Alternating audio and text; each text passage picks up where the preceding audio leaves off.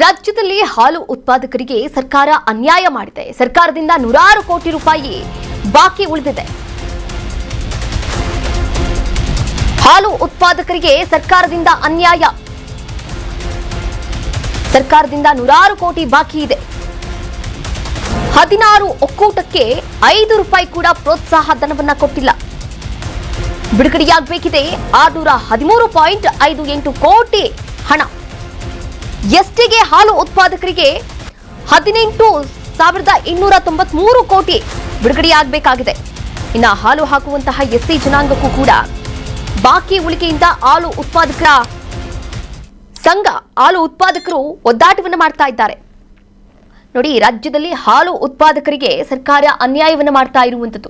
ಯಾವ್ಯಾವ ಜಿಲ್ಲೆಗಳಿಗೆ ಎಷ್ಟೆಷ್ಟು ಪ್ರೋತ್ಸಾಹ ಧನ ಇನ್ನೂ ಕೂಡ ಬಾಕಿ ಇದೆ ಅನ್ನೋದನ್ನ ನೀವು ಕೂಡ ಸ್ಕ್ರೀನ್ ನಲ್ಲಿ ಗಮನಿಸಬಹುದಾಗಿದೆ.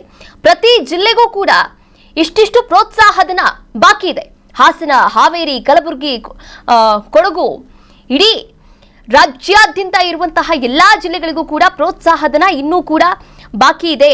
16 ಒಕ್ಕೂಟಗಳಿಗೆ 5 ರೂಪಾಯಿ ಕೂಡ ಪ್ರೋತ್ಸಾಹ ಧನ ಸಿಕ್ಕಿಲ್ಲ. ಇನ್ನು 613.58 ಕೋಟಿ ಹಣ ಬಾಕಿ ಬಿಡುಗಡೆಯಾಗಬೇಕಾಗಿದೆ. ಇದರಿಂದ ಹಾಲು ಉತ್ಪಾದಕರು ಏನಿದ್ದಾರೆ ಅವರು ಒದ್ದಾಡ್ತಾ ಇದ್ದಾರೆ. ಆ ಕಡೆ ಹಾಕೋಕ್ಕೂ ಆಗ್ತಿಲ್ಲ, ಈ ಕಡೆ ಬಿಡೋಕ್ಕೂ ಆಗ್ತಿಲ್ಲ. ಈ ಹೈನುಗಾರಿಕೆಯೇ ಸಾಕು ಎನ್ನುವಂತಹ ಮಟ್ಟಕ್ಕೆ ತಲುಪಿದ್ದಾರೆ. ನೋಡಿ, 16 ಒಕ್ಕೂಟ ಅಂದ್ರೆ ಸುಮ್ಮನೆನಾ? 16 ಒಕ್ಕೂಟಗಳಿಗೆ 5 ರೂಪಾಯಿ ನಯಾ ಪೈಸೆ ಕೂಡ ಬಿಡುಗಡೆಯಾಗಿಲ್ಲ ಅಂತಂದ್ರೆ ಏನ್ ಮಾಡ್ತಾ ಇದೆ ಸರ್ಕಾರ? ಹಾಲು ಉತ್ಪಾದಕರಿಗೆ ನಾವು ಉತ್ತೇಜನ ಮಾಡ್ತೀವಿ, ಹಾಗೆ ಮಾಡ್ತೀವಿ, ಹೀಗೆ ಮಾಡ್ತೀವಿ, ಪ್ರೋತ್ಸಾಹ ಕೊಡ್ತೀವಿ ಅಂತ ಹೇಳ್ತೀರಾ. ಇವಾಗ ಏನ್ ಮಾಡ್ತಾ ಇದ್ದೀರಾ? ಪ್ರೋತ್ಸಾಹಧನ ಬಿಡುಗಡೆ ಆಗಬೇಕಾಗಿದೆ. ಈ ಕುರಿತಂತೆ ಹಾಲು ಉತ್ಪಾದಕರು ಕೂಡ ಮನವಿಯನ್ನ ಮಾಡ್ಕೊಳ್ತಾ ಇದ್ದಾರೆ. ಆಕ್ರೋಶಗಳು ಕೂಡ ವ್ಯಕ್ತವಾಗ್ತಾ ಇದೆ.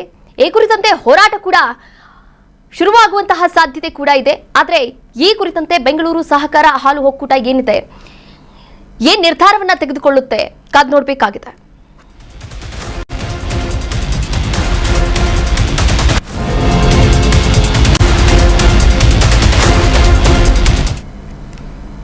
ಕರ್ನಾಟಕ ನ್ಯೂಸ್ ಬೀಟ್ ಫಾಲೋ ಮಾಡಿ, ಸಬ್ಸ್ಕ್ರೈಬ್ ಮಾಡಿ.